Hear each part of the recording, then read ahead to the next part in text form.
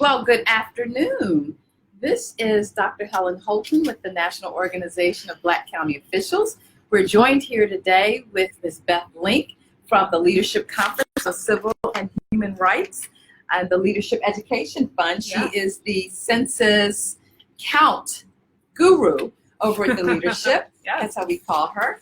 And we're E. Taylor Doctor will be joining us, who is the program director of the National Black Justice Coalition. And we also will have Commissioner Stanley Moore from Cook County, Illinois, joining us, who is our own NOBCO subject matter expert on census affairs, all things census. Thank you for those of you who are joining us. We hope that you will find this informative and helpful as we are preparing for what is one of our biggest challenges in our lifetime. For those of us who are wondering what's going to happen with the 2020 census. It happens every 10 years, and here we are in the footprint of that again. But what we need to do is make sure that we are not the underrepresented group in America that's missing the opportunity to post up and to be counted. Because what I know more than anything is that the census is about resources, it's about power, it's about influence, it's about our community. And so we need to be on point to make sure we do all that we can do to ensure that we are included and are in position to get the resources needed for our communities, like other communities do across America that we haven't done as good a job as we should have been doing. Would you agree with that? I would absolutely agree. So we're here, we're gonna have a little conversation about it today and keep it moving. Yeah. So I'd like to turn things over to Beth Link. Beth, if you would give us a little national overview about what this means. Absolutely. And I'm gonna kind of do a little. Let's do a little shift and share here. my screen. Okay. If I can. Please do. So what I believe I can do. There we go. I think is the.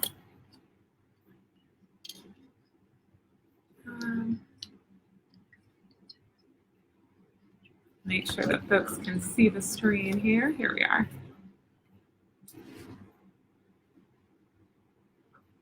All right, so I think that everyone can now see the screen. And I'll take us back all the way to the beginning. My name is Beth Link. I am the Census Counts campaign director at the Leadership Conference Education Fund, and it's my absolute pleasure to be here with everybody today. I really come to this work because as we started by saying, the census is really critical for any issue that you care about. I came to advocacy work and really focused on healthcare and seeing, particularly in our community, the setbacks, whether it's maternal mortality or low instances of people going to primary care physicians or high rates of diabetes, seeing those poor outcomes and looking at how do we fix that? How do we be proactive and prevent that on the front end?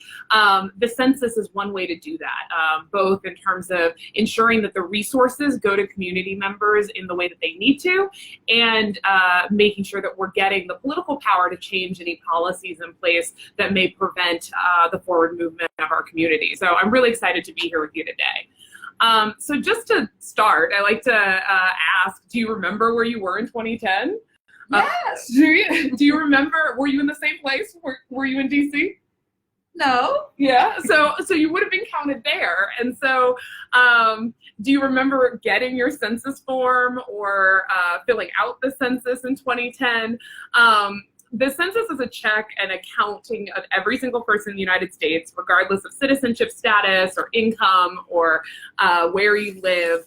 And it's an opportunity to do that once every decade. And so I know I'm not living the same place I was 10 years ago. And so the information that we'll get in this 2020 census will make sure that the resources are flowing to my community where I am now, where I'm adding value now. And so that's why it's just so critical that everyone's counted. One thing I'll mention is, for me, it wasn't top of mind 10 years ago when the census came around in terms of filling it out. I was in grad school at the time, and so I did that there. And for a lot of folks, filling it out as a household for this will either be new or we'll need an additional reminder. And so that is something that we can all do coming away from today. The census is incredibly important. I mentioned, some of the resources and political power, but I think if folks take away anything, it's that the census is really about money, power, people, and information. Money, and that it distributes over $800 billion in federal dollars across the country. It helps determine where that money goes that the federal government appropriates. It also is the apportionment of seats in Congress that each state receives. So that's that political power piece. It's people, because it's counting every single person, and information. It's about where our people are, what do they need, and how they're doing.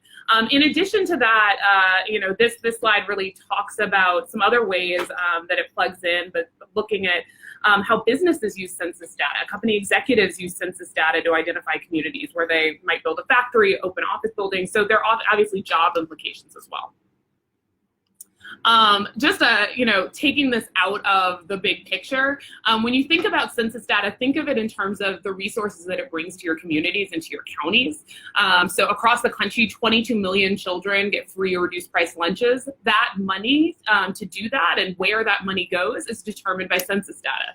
25 million people rely on community health centers in both rural and urban settings. Again, that money, where it goes, is determined by census data.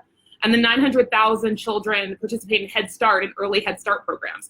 I could go on and talk about SNAP and Medicaid and other resources that people utilize. But I think folks get the point, is that this is really about the resources going to the people where they need it.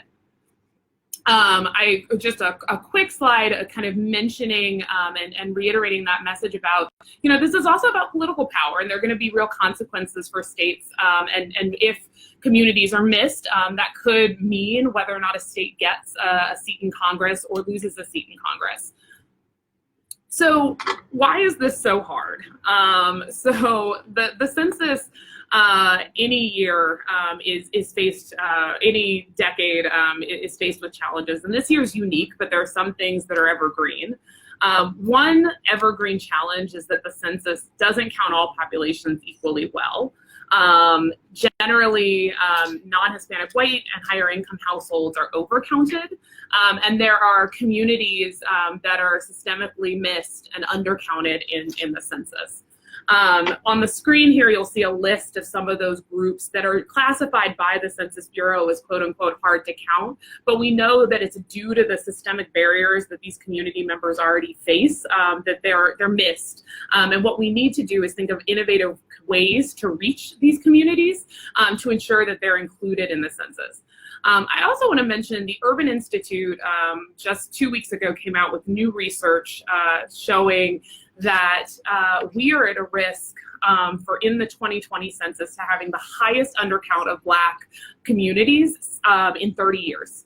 That we could see an increase in the communities, the Black people missed in the census from what we saw in 2010, which was about 800,000 Black people were missed in the 2010 census, to about 1.7 in the 2020 census. That is the risk, and that's what's at stake. And like I talked about before, if we don't really reach those communities and reach those folks, they're missing out on those resources, but also that political power and the information that they need to succeed.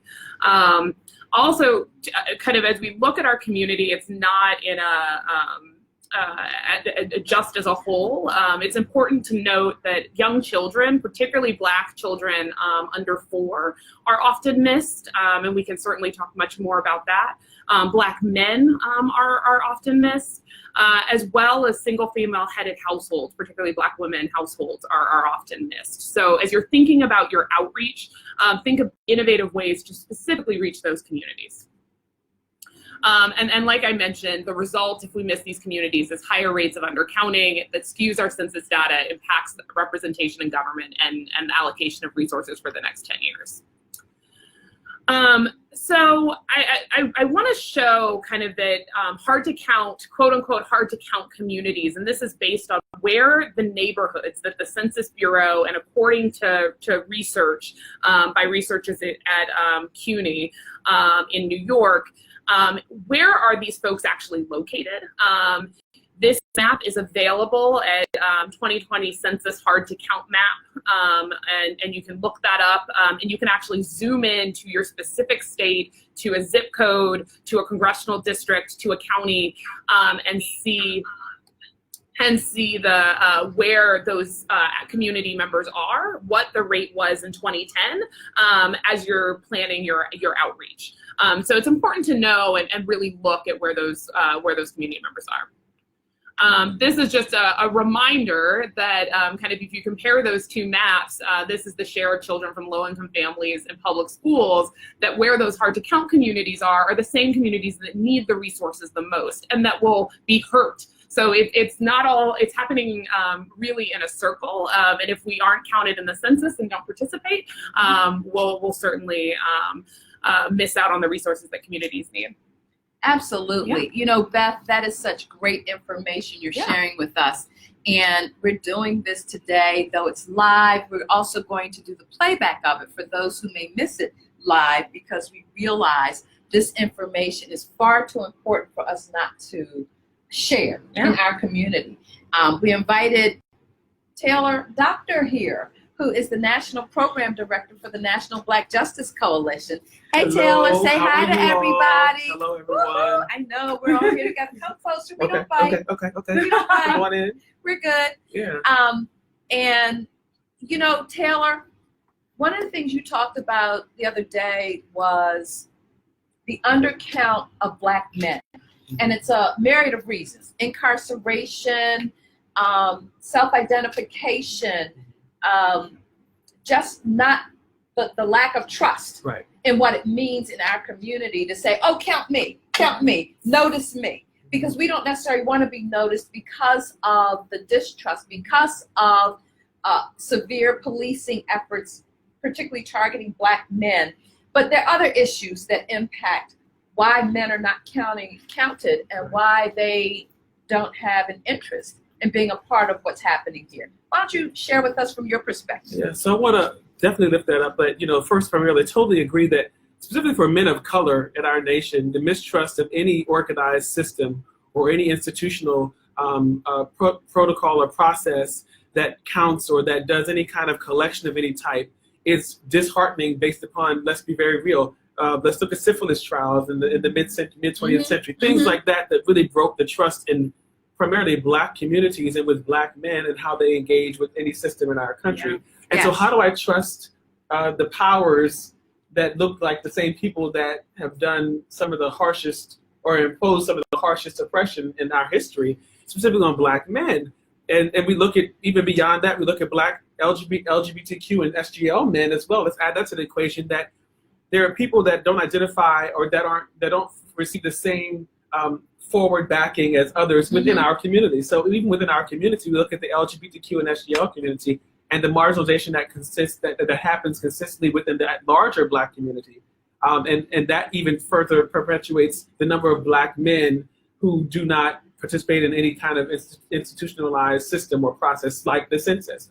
And we know that 10 years is way too long to wait for any type of resource, whether it's academic, whether it's educational, whether it's health, whether it's insurance, whether it's culturally competent care. You know, 10 years is way too long to wait for any type of resource to be allocated to our community. And when we look at the way the census will affect us this time, it's going to affect us for the next several decades. Just this one census. This one census will affect our children and some of our grandchildren. And what world do we want to set up for them to be in? And how do we? And I think that first begins with teaching and being exemplary to, especially to other Black men, that we have to stand up and we have to be forefront in this, so that our children see that we're fighting for them, so that our community see that we're not afraid to speak up for the resources that we need, and then get those resources. And so once the funding is available, then demand that our government systems, our state politicians, our local politicians, our school board persons are making sure that we get those resources allocated to our communities so that our communities continue to thrive. So when I think about all of this, to me, I'm always thinking about the connections and how we make sure that we're connecting the dots on where we need to. And so when I look at the work we do in other areas, whether it's in criminal justice reform, and so just the thought of how do we make sure that Black people who are incarcerated are going to be counted not in the prison that they're in, but the community that they came from. So let's be clear. The practices in past decades, past census collections, were focused on, let's put the dollars in rural Midwest America where we have all these prisons, middle America. But that's not where the communities from which they came from that are in desperate need of resources. Their children are suffering. Their children suffer. Absolutely. Absolutely. And so that's where they're going home. Right. And that's where they're going back home. To with no jobs, resources. to no resources. Jobs, no Exactly. resources, no training, nothing. But I also think about it in terms of, I am my own personal health advocate for things that have happened in my life. And so when I think about health care, when I think about access to affordable and accessible care, that's another area where we're missing out. But then it makes me think about the health challenges that affect our community at deeper levels, be it diabetes, prostate cancer, breast cancer, HIV. I mean, we're leading the charge in terms of HIV infections. African Americans take the lead in every subcategory, be it SGL men, be it Black women, which is why for NOBCO we've shifted our focus to look at Black women as what I call the keepers of our community, the custodians of our community that keep the boat afloat, whether they're bailing out a loved one from jail, because we know the predatory nature of that industry targets Black women or women of color, but mainly Black women because there are more Black men in prisons than our representative share of the population, or whether it is getting treatment for these health conditions that we're up against. So, there's no cure for diabetes, there's treatment. There's no cure for hypertension, there's treatment. There's no cure for HIV, but there's treatment. But you need health care.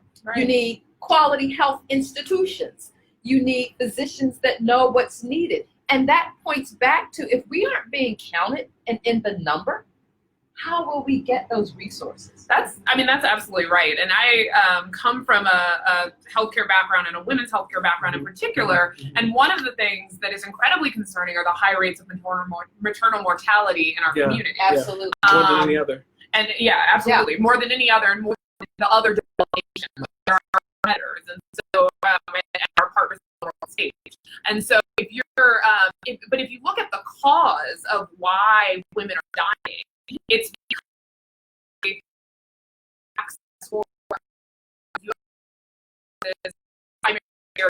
some of those comorbid conditions, whether it's diabetes or latent heart disease, when they're not pregnant. That's right. So there's healthcare coverage for you when you are pregnant and when you're giving birth, but not. And that we see the challenge. And so if communities, the census helps to allocate and make sure that, that a community health center is in your neighborhood, or if a hospital is making a decision about, let's put an outpatient health center, the census data, that information, that's what they use to figure that out, at least in part. And so you're right, if we're missing, then we miss on those resources that we need. Another thing I would add to that is if we even look at mental health in our community, my goodness, and the need to have strong places within our communities that support the mental health of our children, our men, our women, and how that is affected by the census, right? So culturally, I think even going further, culturally competent care here.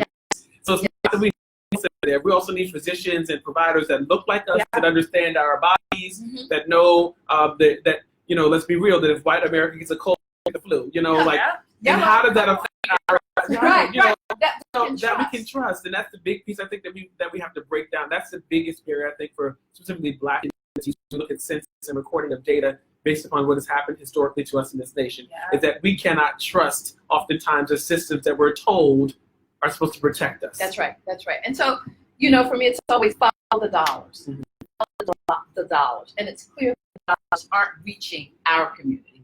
And so I think standing up to be counted, and so it brings into question, how do you safeguard your privacy while being counted. And, you know, we look at cybersecurity and all these breaches and, you know, the heavy conversation the other day about when a law enforcement officer comes to your door, knock, knock, knock. Oh, I'm the census taker. When really you're not the census taker. You're someone there with a warrant looking to make an arrest. So how do we get around these issues so that we can really drill down to being counted? I think first and foremost, it's important for everybody to know that the law is on this. Census data is some of the most protected data in any. The Census Bureau by law, 13 U.S. Code, Section 2, doesn't permit the Census Bureau to share information they receive of the census with any other government entity, any other departments. For example, in the 2000 census, they had a death threat for all president on the census form, and they couldn't share that with the Secret Service. That's how ironclad it is. Now, this administration is different, and we are watching, and we are really concerned about that. And at the leadership conference, we're making sure that there is, you know, that enforcement authorities and the, and I'm talking about attorneys general, I'm talking about lawyers, to say, all right, we've got a response in place if there are any efforts to try and undermine those protections. We're also seeing members in Congress advancing funding legislation for the census to make sure that they're baking in that funding can't be used to violate Section 13. So that's happening. But then I think on the other side of the fraud, which is really important, both online and offline, there's you know, certainly work to do, because in 2010 we didn't have Russia trying to take over our elections, right? Or maybe we did. We just didn't. That's true. That's true. That's true. So we're looking at kind of what can happen to safeguard us online and to at least get our community ready and the communities know how to respond. But on the offline side, California was moving through some legislation. Say if you impersonate that is a violation. Other states can do that. So if you don't know if your state has done that, see if that's something you can do. Mailings and sending out a mailing that impersonates a census mailing, that violates mail code. So the law's on your side on that. But work with your government office, state legislators to reinforce those fraud prevention tactics. So I'm going to go a step further. I think there's something better that we can do to solve this problem in our community, because the census has almost 500,000 jobs available. Oh, it has 500,000 available. I'm going to go back a step beyond that, and that is the money for an accurate census count. And not just the money at the federal government, but how it trickles down. Commissioner Snyder, our resident census subject matter person, he's on the line with us. Can you hear us, Stanley? Commissioner Moore? Work to get you in, but he is the one who sleeps, breathes census data, and he's instrumental in getting resources to help make sure we get an accurate count. You know, understanding that the Census Bureau wants to capture 50% of the information via technology. Yeah. And that brings into focus another issue we have, which is around access to the digital divide. Absolutely. You know, and that is very real in our community. And not just in urban, densely populated areas, but in rural areas. And you know, we are everywhere. So let's be clear. We don't just live in cities. We live in rural communities. We live in suburban communities. And yet it's the same issue. That 400 years behind, we're never going to catch up. But what can we do to seek parity and equity in the processes that are designed to be inclusive of all people?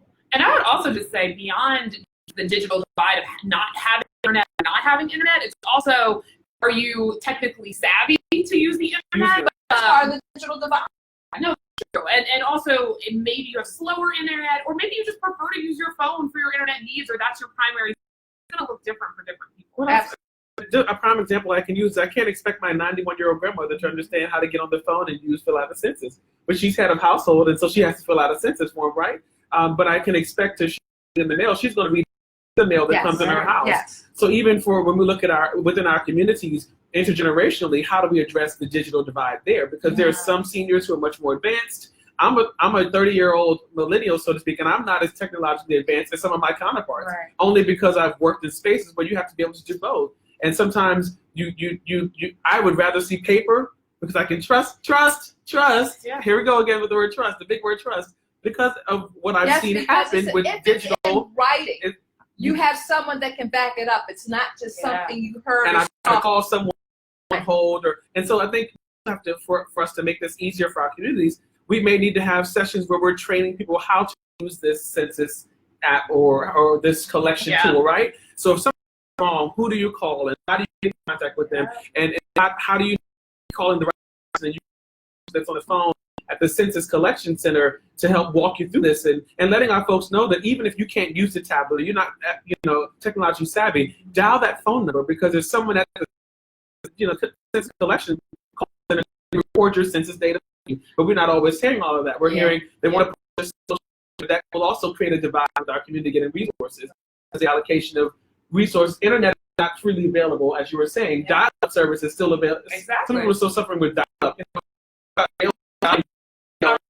The age of 5 and 6G, and there's still some communities that we live in as people of color that have a network, broadband internet, that would not support a census. That's right, and that's a big issue in rural communities. Yeah, no, I mean, absolutely. And I was just, I think that you're absolutely right. And one important point is that I think folks are hearing that, okay, it's going to be an online, you're going to be invited to participate online first, and that's scary. But it's also, you made a really good point that it's important to know that it's not just online. You can also fill it out over the phone, right? You'll have that phone option. And so I think making sure people realize they're going to send out that invitation to participate like 5 times, and then finally they'll send the full form if folks want to fill it out that way. Right. But yeah, even in the interim, you can call and fill out your census status household. Just knowing that, but then we have to let our communities know what you need to have ready when you're on the phone, right?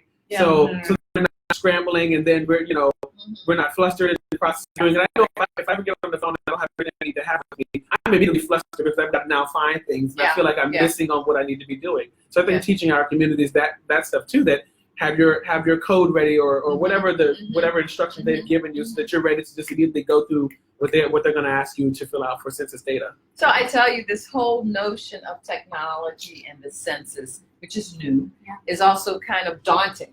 So when I think about even my own limited abilities with social media, because it's moving so rapidly, I mean, the ability for us to have this call today and push it out around the world, or whoever gets the email decides, I think I want to chime in and catch that. We're on Zoom and Facebook and all of these things. Right? We're on 4 different platforms at one time. But thanks to Brianna Jenkins, our intern. Brianna, she gets her shout out here because we would not be doing this without Brianna, who is a 20-something, and so it takes all of us doing our part to participate and to be engaged and to understand that these new platforms are coming up that are supposed to make us more efficient and to get more done. But I also know that I'm concerned about what does that mean in terms of jobs. So that's what I was getting at a few minutes ago. That was a perfect segue. So, but I mean, and we talked about this a little bit at the other event the other day as well, is that the census has over at least 500,000 jobs. They told us that there's at least 500,000 jobs for census takers, and that's ranging. And what really made a difference is the wages they're willing to pay, between $13 and $30, depending on a few variables. But look at the way that creates jobs in our communities, and think about dismantling the mistrust there, how that helps dismantle mistrust, is that if I know that there are going to be census takers coming to my community that look like me, I'm going to trust Helen Holton coming to my door before Looking like a newbie queen. Of course, before I would trust someone, you know, Yes, now, but I don't know many white folks who are coming to my door. So when I Yeah. see someone that doesn't look like me coming to my door, immediately I put up a guard, like, what is this about, right? That's right. And so I think that helps empower our communities to know that we're working for our communities in community. And then what it also does is it gives us, beyond the census, that gives us skill sets that goes on a resume, makes us more marketable in job applications and interviewing processes, because we've worked on a census. And that's not a job that you can just, you know, a role that you can be in and not be trained and taught. And you're going to look at the openings that it has for us technologically. You're going to learn how to do this stuff on the phone. So when you go to someone's home to do the census form in person, they'll have a paper option. The person who comes might also have a tablet or a computer that they can do help fill out your census form for you. So look at how that helps our community. That person can then teach whoever they're with how to fill this out digitally, or we can work through it over the phone, or however the needs are. But it breaks down the mistrust, and it increases our skill sets as a community to be more technologically savvy. I want to go back to the point of jobs, and let's look at the people in our community that have the greatest challenges in getting employment. Because they are for reentry. You know? And these are jobs that I would think would be ideal for someone in reentry. But let's look at what are the impediments. Well, I think so. That's a really good point, and a huge shout out to the NAACP Legal Defense Fund, which filed suit in the intervening decade before this census to say you can't systemically exclude those returning citizens from accessing these jobs. Right. And so the one thing folks should know is that you should apply. If you're a returning citizen and you get one of these job notices, you should absolutely apply. Unfortunately, it still requires a background check. But the NAACP Legal Defense Fund won their case against the government to say, no, you can't count this against these applicants. So you should absolutely apply and not feel deterred from doing that. And I think it's a little deeper than banning the box. I think, it's like not the box shouldn't be on there, but we should be actively engaging opportunities for reentry. This is also a great way for younger generations to get involved in what we call political process in our country. For young people that are turning 18 to 25 to 38, those age ranges. It's a great way to have an entry-level job and to put on your resume that you worked on a census that does numbers. It does wonders for your resume and for your career development. Even for let's look at moms who are raising children in communities and they're having to work multiple jobs. Maybe this is a way for them to break that cycle for themselves or to empower themselves to go further in their career. So I think that's the piece we have to think, that the jobs are there, and if we want to make sure that our community trusts the person that's coming to the door, we've got to apply for it. So that means tell the cousin that you know is unemployed, or tell the brother or the sister that you know has been actively seeking a job and has been having a hard time finding one. At the moment, and people can begin looking at those jobs now. That's the good thing about it, that people don't have to wait much longer. They can go to the website and start looking at those jobs now, start getting linked to different sites for all of that stuff, and actively getting trained for this, right? And that's at 2020census.gov, I think, right? 2020census.gov, And they can, and it'll be, the peak hiring and recruitment will happen in the fall. But there's no harm in starting now. Absolutely. I agree. No harm in starting now. So, Commissioner Moore, I know we're trying to get you in here. We're working real hard to do this. So just hang out with us for a minute. And we're working to get you in. So as we continue the conversation, so tell us, how else can we really equip and prepare people to get ready for this coming? And, we want to give all our listeners, if you're participating or hearing this call, we also want to share with you the hashtags, because we're going to be pushing this information out. And anyone, the little bit that I do know about social media is that you got to have those hashtags to get your issues to rise up. And so if you are listening to this, or we're going to put it back out again, we are, the hashtags are hashtag Be Counted. Be counted. Count Black people. Let's be clear. We're the most underrepresented group in America. Count Black people. We need Black people to be counted. And hashtag be counted, the number 2, build power. Be counted to build power. And that is our goal, our mantra. We're looking to build power in our community to make this happen. Yeah. To bring the resources home. So what do those resources go towards? They go towards building schools, community centers, rec centers, health centers, school, businesses, jobs, opportunities that we just always are looking for someone else to provide the resource. And we're not saying provide all the money, but daggone it, provide a part of the money. Right. Give us some incentive to go get the rest of the money that's needed. Right. Yeah. I think it's also good to mention that the hashtags allow our community to find this information easier. So if you can't remember the census website or you can't remember this or that, go, if it's a simple Google search or just type into a search engine, be counted. I guarantee you'll have access to all of this information to put out and to share within the community. So I think and looking at resources, that it goes even beyond that. It goes to, we look at higher education, right? We look at the ability to have colleges and universities funded consistently by the federal government. We look at job placements in specialized areas and in specialized field and disciplines. All of those things are affected by the census. Food deserts in our communities. Yeah. That's how we get more grocery stores and less fast food. The things that help us live healthier lives and live longer lives. Things like that. No, I mean, absolutely. And I was just going to say, I mean, I think I was also thinking like education, particularly because, early education. Early education. But I remember I was in the overflow classroom in that trailer outside the school.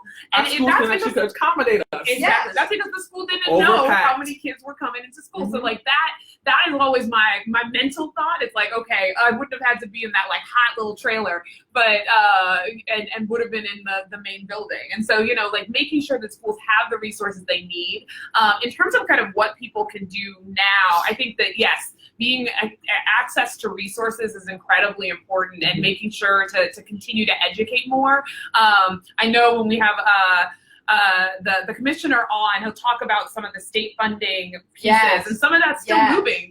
Yesterday, New Jersey just appropriated $9 million, which is great. And more states need to do that, but also anybody can set up a complete count committee to coordinate your efforts. And particularly if your state has established funding. Our sister in Georgia, Stacey Abrams, set up a complete count committee specifically working to ensure that Black men are counted in Georgia. And she established an organization called Fair Count in Georgia that's doing outreach there too. But like I'm saying, anyone can set up a complete count committee and coordinate that work, and then go to your state for funding to make sure that you have the resources to do it. Yeah, and so I just think, first I want to say to folks who are listening or tuning in that this will not be the last discussion we have on this issue. The count doesn't officially begin until April 1 of 2020. So we're really in planning mode to make sure we are mobilized now to take advantage of it. So one of the things we can say, repetition is the motherhood of all learning. All learning. What lesson did you learn that you had to get it more than one time for it to stick? Everyone. And one thing I'll just say, just so folks have it on their radar, for if anyone is in Alaska, they'll actually get their mailing and have outreach happen in January of 2020. And then most people start to get mailing actually before April 1 in March of 2020. And we'll start to see the advertising from the Census Bureau, so people will like get, questions and hopefully, we can help, make sure that we're supplementing that work to really. Thanks for that, Beth, because I know the official date is April 1, but we're starting now. I'll also add that even if that time comes, you're not seeing things come in the mail. We want to empower our people. Call your state representatives. Call your county officials. Call your county officials. If you don't see something in the mail, you are owed that. You are owed that. Call your county official. Because what I know is this: at the end of the day, all politics are local. All of them. And so we begin with who's in the neighborhood. Who's in there? Who's your commissioner in your neighborhood? Every neighborhood in America has a local official. Who's your and so now's a great time to find out who is my county official? Yes. Who is that go-to person that whether the issue is local, state, or federal, county is always, it covers the waterfront. They may not be the place you get all the answers from, but it's a great place to start. It's a great place to start. And I think even further that when you start at that level, you then can employ your county officials to get the resources and what the resources need to be allocated for in your community, right? So you hold them to the vote that you gave them, that I voted for you, and this is what our community needs now that we have this funding coming in or these resources coming in.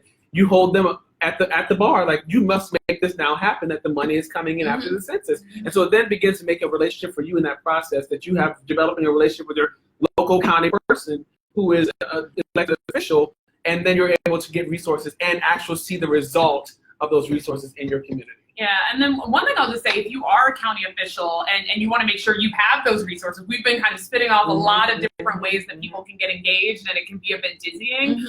At the leadership conference, we are setting up a way that people can make sure that they're plugged in, sharing resources around census, and and have someone you can call and say, hey, I don't know where this is. How can I plug this in? Because I'm getting questions from my community. And that's called Census Champions. And you can go to censuscounts.org to sign up for that and find more information. And we'll be sending out a special piece to all our county officials. That's great. To sign up for that, after this call, and then we'll probably try and do another one, before it closes off, or by July 1 or something, so we can just capture all of those, because this is where, for me, I'm looking to my county official to lead and to give some sense of direction and purpose. And, I hate that we can't get Commissioner Moore connected in, That's okay. But don't worry, Commissioner Moore, we are definitely going to have you for the next one. And we might do one. We're coming up on an annual conference in a few weeks, and maybe we'll do something live from there to have Commissioner Moore be present and to talk about this, and then we'll be able to pitch you in to where we'll be, to share this information in a real time, because there's no such thing as talking about it too much. And good messaging, sound messaging. And passionate messaging and all of that. But it's clear that all of us are excited about this work and passionate about this work, and we want our community to be better. So if you don't have a trusted resource, you've got one now, right? So that's a good thing to know, that if you haven't connected, you can connect with NOBCO now and be access to all of this information on a consistent basis, right? And then you have access to all of these other resources through NOBCO, to the community connections that we're making, even in the work that we're doing, right? All these organizations. And so it's important that our strength is in numbers and being on a common agenda. And so part of what we're looking to do is to make sure we're all on the same page together, to understand it's not about us individual, it's about us collectively. Collectively, to having our power rise by our sheer numbers. And I think our numbers, I'm a news junkie, and I keep hearing this election's going to be about black women. I'm like, yeah, but we need black men. Yeah. We need black trans. We need black everybody to participate. This is why our votes are so important. I say every day is like, voter registration day. Election day comes once every blue moon, but it's voter registration day every day. Every day. And the census, getting our, counting our numbers and being included in that count helps us to fight for the resources that we need, and to be able to go to a census report and say, well, 10 years ago our numbers look like this, but this is where they are now. And I think as we are finding more jurisdictions saying, you know what, we're not going to arrest for low-level crimes that take people out of functioning in society. So I know in Baltimore, the state's attorney decided she was no longer going to prosecute low-level marijuana crimes, clogging up the system, meaning that violent criminals. What's really behind that is saving our resources, though. Yes. That's the truth of it. Adequate and more effective use of our resources. I'd much rather see the resources go towards stopping violence, than someone stop because they have a joint. Really? So choices. It's about choices. And this is a choice that we should be making that's going to lift our community up by fighting for the resources, by standing up to be counted. For sure. Absolutely. Sure. And I think it's also about making sure that we do this work and leave our community stronger than they were. Because if What you're is our talking to legacy? someone, exactly, Yes. and it's like, what are you, if you're talking to somebody about the census, you can talk to them about getting registered to vote. You don't have to be registered to vote or registered anywhere to Fill out the participate in the census. census. Say that. Anyone can do it. Yeah. So if you're talking to someone who, you know, for all intents and purposes has been missed by the system or whatever, you know, that you're reaching out and it's like, this is how you can participate. And then there's voting, and then there's this, and then, you know, it really can be a pipeline that we are To build building engagement. and Yeah. pulling our community up together. Yes. Yes. Yes. I agree. I just think that it's the time now for us to continue to do this. We haven't had, I don't think we've had this much engagement pre-census, and Right. and how many censuses have you heard or seen that we didn't have this much engagement, right? Well, And to sit in a room, in a space the other day, and even being in this room now, to see that there are people that are consistently wanting to put out messages that help our community, I think that's the benefit of it all. And then we're showing that the community looks different yes. and how we do this, right? Yes. So we're representing our Black women, we're representing Black men, Yes. we're representing the LGBTQ community, we're representing the politicians, we're representing lawyers and advocates That's right. and all of that. So all of the parts of our community are able to now help our community build that trust back up and to become better for our future generations. We have to. It's not an option. It's for all us. about our future We generations. have to do it. And it's about, as my Congressman Elijah Cummings always says, that the work we do today is about generations not yet born. That's it. Yeah. Not yet born, and creating a safe space and place Mhm. for them to thrive and prosper as other Gotta communities live happy, do. healthy, and whole. Yeah. No, Happy, for sure. healthy, and whole. Yeah. Yeah, for sure. So as we're wrapping up, any closing comments, Beth? I mean, I would just say for folks who've been listening and hanging in, I think, you know, you must have learned something new today. So if you're going to dinner or happy hour or whatever happens, share, because what we can do right now is educate our communities about why the census is important, and then have a conversation of, do we want to have a job fair in our community, or do we want to set up a textathon to text people who may not be reached in, you know, voter engagement work, but let's talk to them about the census. You know, how are we thinking about creative ways to reach your community. And then again, if you're you know, looking for more resources, you know, censuscounts.org is a great way to start. And then we can certainly connect with you beyond that. And I would just Taylor? add to that at National Black Justice Coalition, we're joining the forces with all of our other organizations, because we recognize that as much as we want to hit all of our community, we want to hit all of our community, right? And so we have access to Black, LGBTQ, and SGL folks. And if there are folks out there who identify and they're not sure where to go to get information, NBJC is here to help direct you. If we don't have the information, we will direct you to the people that have the information, because that's what networks do. You know, we plug into one place and then we share the information around. So I'm just excited to have this conversation and be here to share that perspective, and then to also just continue to build our communities up, because we all matter. All of our communities matter. Yes, we do. And so I am Dr. Helen Holton, Executive Director of the National Organization of Black County Officials. And we are so glad that you took time out of your busy schedule today to sit in and hear a little bit about what we wanted to share with you about how we truly uplift our community. Please check out our website at nobco.org. That's NOBCO.org. Follow us on social media. Stay connected with us. We're going to continue to share this information in many ways, and you will have the opportunity to hear from Commissioner Stanley Moore, District 4, Cook County, that's Chicago, Illinois, the South Side, where he's doing a powerful job at serving his community, lifting our people to higher levels. And we will continue to do this work. Thank you, Beth Thank and you for Taylor, having me. for having to make it happen. So I'm going to call you back again. Sure. It'll be part 2 Absolutely. of a Need it. continuing That's good. conversation that we're going to make a difference in this world. We should. Thank you. Thank you so much. Thank you all for being here with us today. Brianna Jenkins, woo! It would not have been possible Not at all. without you. So thank you.